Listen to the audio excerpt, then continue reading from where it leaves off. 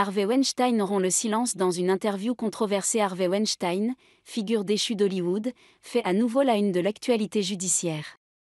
Condamné à 16 ans de prison en 2022 pour viol et agression sexuelle à Los Angeles, l'ancien producteur emblématique est actuellement au cœur d'un nouveau procès à New York.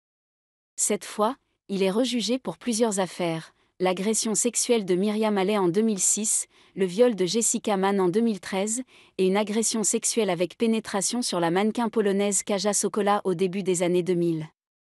Malgré la gravité des accusations, Weinstein, âgé de 73 ans, continue de clamer son innocence. Il s'exprime pour la première fois depuis son arrestation en 2017 dans une interview exclusive accordée à la journaliste conservatrice Candace Owens. La bande-annonce de cet entretien a été diffusée le mardi 20 mai sur les réseaux sociaux. Face à la caméra, le producteur déchu reconnaît certains torts personnels, admettant avoir trahi ses proches et maltraité ses collaborateurs.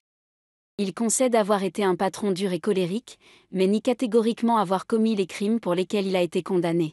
« Je jure devant Dieu que je n'ai pas fait ça », déclare-t-il avec insistance.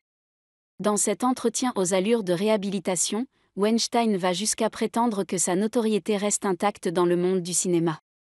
Il affirme recevoir régulièrement des scénarios en prison, sollicités pour ses conseils professionnels. Un paradoxe qui illustre le personnage, entre déni et besoin de reconnaissance. Le producteur, aujourd'hui atteint d'un cancer de la moelle osseuse, profite également de cette tribune pour régler ses comptes. Il rejette les accusations de Gwyneth Paltrow, assurant ne l'avoir jamais touchée, et qualifie ses propos de « pures inventions ».